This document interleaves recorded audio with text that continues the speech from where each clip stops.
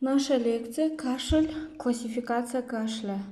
Лектор Бигмдалапқызы, лекция для второго курса. Наш план: определение, физиология и роль кашля, классификация кашля. Определение кашля — врожденный защитный безусловный рефлекс, действующий как часть иммунной системы организма. Представляет собой форсированный выдох через рот, вызванный сокращениями дыхательной мускулатуры из раздражения рецепторов, расположенных вдоль всего дыхательной пути и легких. Физиологическая роль кашля – очищение респираторного тракта, посторонних веществ, предупреждение механических препятствий, нарушающих проходимость воздухоносных путей.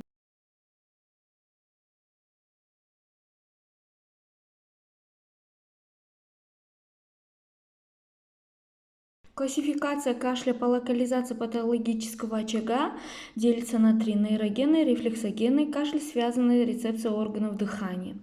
Первый – нейрогенный, центрального генеза.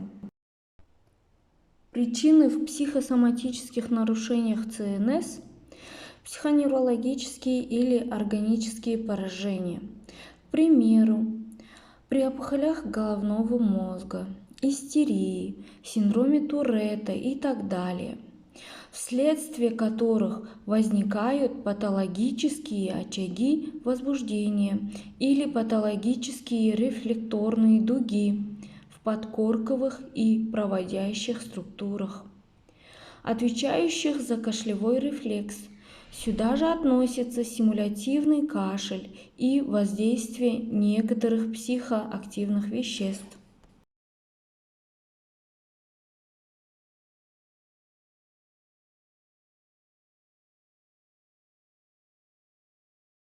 Кашель рефлексогенный, рефлексирующий кашель, причина в радиации нервных импульсов с патологических участков от органов, не относящихся органам дыхания, но иннервируемыми теми же чувствительными нервами.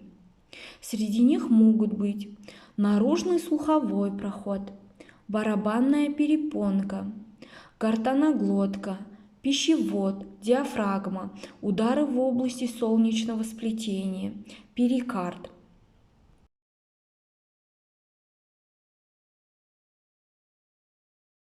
Кашель, связанный с рецепцией с органов дыхания, в свою очередь подразделяется на вызванные внешними факторами, вызванные эндогенными факторами.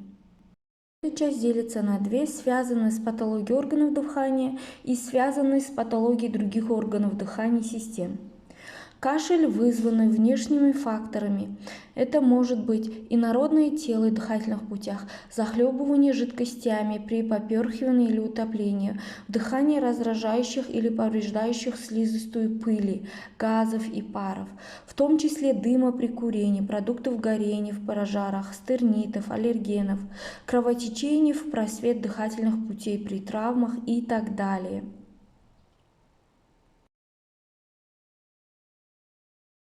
Давайте разберем кашель, вызванный внешними факторами. Это может быть прием лекарств групп бета-адреноблокаторов, ингибитора АПФ, а также цитотоксических препаратов, воздействие на органы ионизирующих.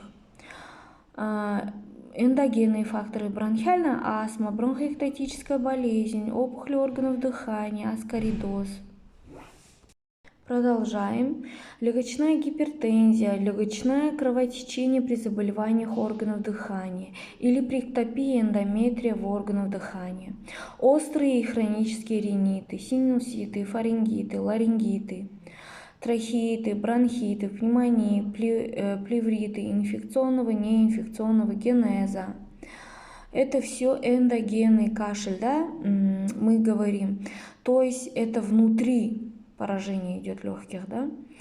Ну, острые хронические риниты, синуситы, вот это все, где находится внутри дыхательной системы. Из-за этого мы говорим, что это эндогенный кашель, да?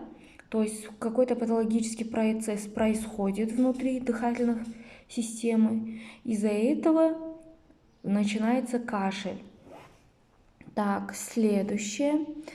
Продолжаем. Это может быть абсцесс легкого, отек легких, аномалии развития, трахеопищеводный свищ, расщелины гортани, паралич голосовой связки, трахеобронхиомаляция, бронхолегочная дисплазия и так далее, цилиарные дискинезии, пневмокониозы и другие интерстициальные заболевания легких и так далее.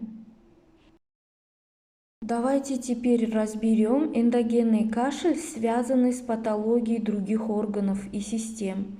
Это может быть сердечная астма, сердечная недостаточность, врожденные пороки сердца.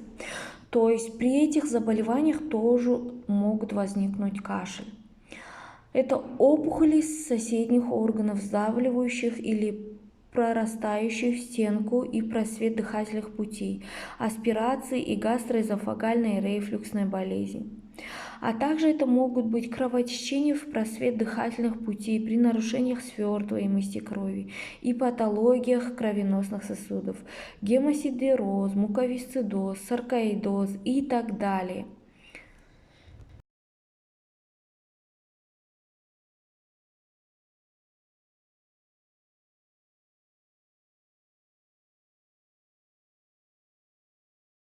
Классификация кашля по силе кашля. Он делится на две: покашливание и надрывной кашель. Они имеют по силе кашля разные характеристику. Классификация кашля по длительности кашля делится: острый менее 2 недель, затяжной 2-4 недели, подострый 4-8 недель, хронический более 2 месяцев.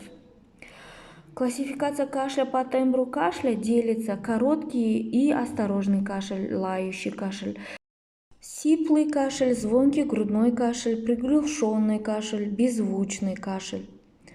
А также классификация кашля по характеру и количеству выделений при кашле делится на сухой и влажный, то есть непродуктивный и продуктивный кашель. Влажный продуктивный кашель, при этом оценивается характер, консистенция и объем мокроты. То есть слизистая, серозная, гнойная, кровянистая, вязкая, с густками, скудная и так далее. По времени появления или обострения кашля или необходимые для этого условия делится на утренний кашель, вечерний кашель, ночной, весенний, осенью, и зимний кашель. Лекцию подготовила Бигнаталапқызы. Спасибо за внимание.